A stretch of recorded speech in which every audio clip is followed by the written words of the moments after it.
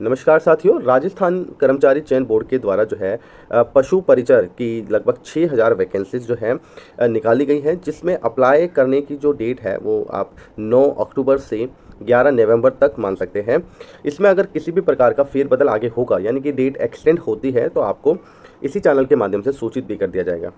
हालांकि इसमें जो वैकेंसीज़ है 6000 वैकेंसीज़ वो राजस्थान के डिफरेंट ज़िले के डिफरेंट डिस्ट्रिक्ट्स के लिए हैं। इसमें वैकेंसीज़ तो अगर हम देखें अलग अलग कैटेगरी वाइज, तो उसमें भी अभी आगे हम वीडियो में बात करेंगे। साथ ही में कौन कैंडिडेट इसमें अप्लाई कर सकते हैं और इसमें आपको सैलरी कितनी मिलेगी, सबसे बड़ी बात तो सैलरी ही है। और कौन कौन कैंडिडेट अप्लाई कर सकते हैं, क्या राजस्थान के बाहर के डोमिसाइल कैंडिडेट्स भी इसमें अप्लाई कर सकते हैं या नहीं, और इसमें पेपर होगा तो किस तरह का पेपर होगा, क्या उसका पैटर्न रहेगा, पेपर का कितने नंबर का पेपर रहेगा, हम कंप्लीट इसी वीडियो में इसके बारे में बात करेंगे। सबसे पहले आप देख सकते हैं टोटल वैकेंसी जो है एनिमल अटेंडेंट की 5934, यानी कि लगभग 6000 वैकेंसीज है।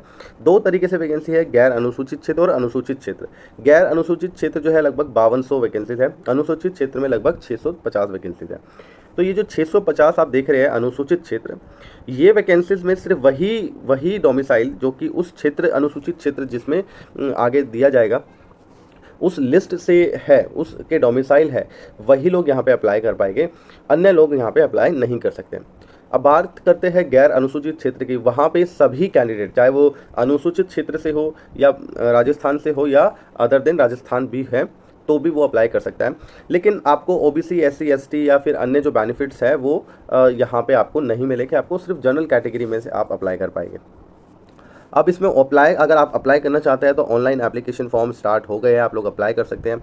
लिंक जो है उसको मैं कमेंट में पिन कर दूंगा, आप कमेंट में जाकर भी वो जो लिंक है वहाँ से क्लिक करके डायरेक्टली अप्लाई कर सकते हैं, या आप लोग इस लिंक को जो है यहाँ पे टाइप कर सकते हैं अपने फ़ोन में या डेस्कटॉप में, कंप्यूटर में, लैपटॉप में। ये है वो लिंक, ये है या फिर ये है, ठीक है। इनको आप नोट करके रख लीजिए, इसी के थ्रू आप लोग डायरेक्टली अप्लाई इसमें कर सकते हैं। लॉगिन करके आपको एक रजिस्ट्रेशन करना पड़ेगा, रजिस्ट्रेशन करने के बाद फिर वो कुछ डिटेल्स भरेंगे, आप डॉक्यूमेंट्स अपलोड करेंगे, पेमेंट करेंगे एंड अपना प्रिंट निकाल लेना। एक वन टाइम रजिस्ट्रेशन होता है इसमें, जो कि आपका राजस्थान सर्विस सिलेक्शन बोर्ड की वेबसाइट पर होगा, तो वो आपको करना पड़ेगा इसमें।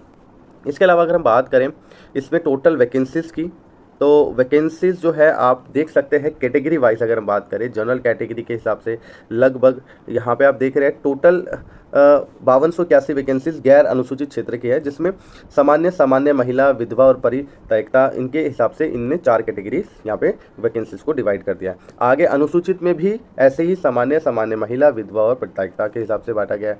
अब महिलाओं के लिए भी सीट रिजर्व्ड है टोटल में से, तो इसलिए यहाँ पे सामान्य महिलाओं की सीट अलग से दिखाई गई है। जो विधवा महिलाएं हैं उनके लिए अलग से सीट रिजर्व्ड है, वो भी 152 जैसे यहाँ पे सामान्य कैटेगरीज में दिखाई गई है, और सामान्य में टोटल 1334 वैकेंसीज अलग से दिखाई गई। इसी प्रकार से अनुसूचित क्षेत्र की, अनुसूचित जनजाति की और अन्य अनुसूचित जनजाति की, अन्य पिछड़ा वर्ग की, अति पिछड़ा वर्ग और ईडब्ल्यूएस जो है, तो इन सब की वैकेंसी जो है आपको यहाँ देखने को मिल जाएगी।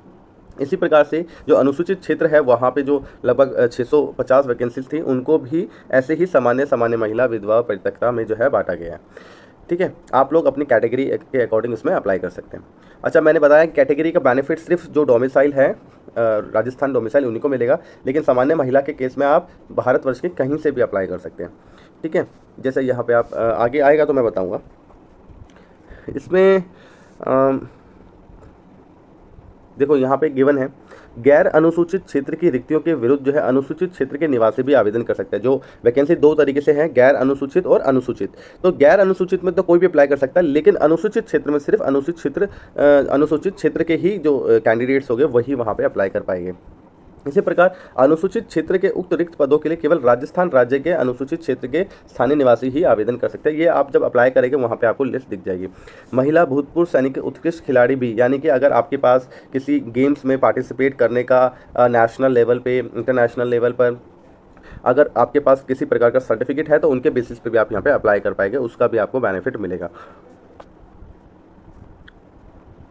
इसमें और हम बात करें डिटेल में, तो अगर आप अप्लाई करना चाहते हैं तो लगभग आपको 600 रुपये यहाँ पे फ़ी पेमेंट करनी पड़ेगी अगर आप इसमें अप्लाई करना चाहते हैं। और शायद जो SC ST और अदर कैटेगरी से बिलोंग करते हैं उनमें कुछ 400 रुपये आपको पेमेंट करना पड़ेगा, ठीक है। चलिए, इसके अलावा आप ये डिटेल पढ़ सकते हैं गेम्स के अकॉर्डिंगली, एंड ये सब यहाँ पे काफ़ी कुछ गिवन है। अगर मैं सबके बारे में डिटेल में बात करूँगा तो वीडियो काफ़ी लंबा हो जाएगा। दिव्यांगजन के अकॉर्डिंगली आप कौन कौन से फॉर्म और कितना आपको इसमें रिजर्वेशन मिलेगा, अनुसूचित क्षेत्र के अकॉर्डिंग, ठीक है। वेतनमान की बात करते हैं, ठीक है। वेतनमान जो है इसमें आपको अकॉर्डिंग टू 7 CPC, जो आज का अभी का करंट का जो पे सिस्टम है, उसमें लेवल 1 की सैलरी आपको यहाँ पे दी जाएगी। और इसके अलावा अगर हम आयु की बात करें, आयु जो है आपकी मिनिमम 1 जनवरी 2024 के अकॉर्डिंगली ये चेक कर रहे हैं यहाँ पे कि आप 1 जनवरी 2024 तक अगर 18 साल के नहीं हुए हैं तो आप इसमें अप्लाई नहीं कर सकते। यानी कि जो 18 साल से बड़े हैं 1 जनवरी 2024 को, और 1 जनवरी 2024 को 40 साल से कम है, वो लोग यहाँ पे अप्लाई कर पाएंगे, ठीक है। यदि आप 40 साल 1 दिन भी है 1 जनवरी 2024 को, तो अप्लाई नहीं कर सकते। तो वो सभी कैंडिडेट जो 18 से 40 साल के बिटवीन है वो लोग यहाँ पे अप्लाई कर सकते हैं। और डेट जो रहेगी 1 जनवरी 2024 के अकॉर्डिंगली देखा जाएगा कि आप कितने साल के हैं। बाकी एज में रिलैक्सेशन भी दिया गया है, जैसे कि आप बात करेंगे अनुसूचित जाति, अनुसूचित जनजाति, अन्य पिछड़ा, अति पिछड़ा, आर्थिक रूप से कमजोर वर्ग, और वो भी राजस्थान मूल के ही निवासी होने चाहिए, तो उन कैंडिडेट्स को अब 5 साल की छूट दी जा रही है। यानी कि 40 + 5 यानी 45 साल तक भी है तो आप इसमें अप्लाई कर सकते हैं। ऐसे सामान्य वर्ग की महिलाओं के लिए भी 5 साल की छूट है, चाहे वो किसी भी क्षेत्र से बिलोंग करती हो। अनुसूचित जाति, जनजाति, अन्य पिछड़ा वर्ग, अति पिछड़ा वर्ग, आर्थिक रूप से कमजोर वर्ग की महिला अभ्यर्थियां जो राजस्थान की मूल निवासी के मामले में 10 वर्ष की छूट दी जाएगी महिलाओं को, ठीक है। देखिए ऊपर जो छूट थी 5 वर्ष की, जो अनुसूचित जाति जनजाति, ये आपने पढ़ा था, इसमें 5 वर्ष की छूट थी पुरुषों के लिए, ठीक है। और यहाँ पे सेम केस में अनुसूचित जाति जनजाति और राजस्थान के मूल निवासी है तो 10 साल की छूट है महिलाओं के लिए। और वहीं पे हम बात करें किसी भी क्षेत्र की महिला के लिए, चाहे वो राजस्थान से है, पंजाब से है, हरियाणा से है, दिल्ली से है, कहीं से भी है, तो भी उनको 5 साल की छूट दी गई है मैक्सिमम एज में। तो छूट यहाँ पे काफ़ी है। एंड इसमें और अगर हम बात करें एग्जामिनेशन की, कि एग्जामिनेशन कैसा रहेगा आपका, तो उसमें देखिए टोटल 150 नंबर के क्वेश्चन रहेंगे, 150 ही क्वेश्चन होंगे और 150 नंबर के ही क्वेश्चन होंगे, और टोटल 3 घंटे का समय आपको दिया जाएगा इन 150 क्वेश्चन के लिए। ये मान लीजिए हर एक क्वेश्चन पे 2 मिनट आपको मिलेगा, और इसमें आपको मिनिमम जो क्वालिफिकेशन, जो आपका क्वालिफाइड क्राइटेरिया है वो 40% का है, वो तो आपको करना ही करना है इसको, ठीक है। बाकी इसके ऊपर मेरिट बनेगी, जो जो सेलेक्टेड कैंडिडेट होंगे उनका मेडिकल होगा एंड उसके बाद सिलेक्शन हो जाएगा, ठीक है। ऑनलाइन पेपर होगा तो आपको बता दिया जाएगा, 1 महीने पहले ही आपको इसके लिए डेट दे दी जाएगी, और फिर आगे आपका एडमिट कार्ड वगैरह जारी कर दिया जाएगा। अभी जो इसके डेट की बात करें, एग्जामिनेशन कब होगा, वो मैं अभी लास्ट में वीडियो में बताऊँगा कि इसका एग्जामिनेशन कब होगा, ठीक है।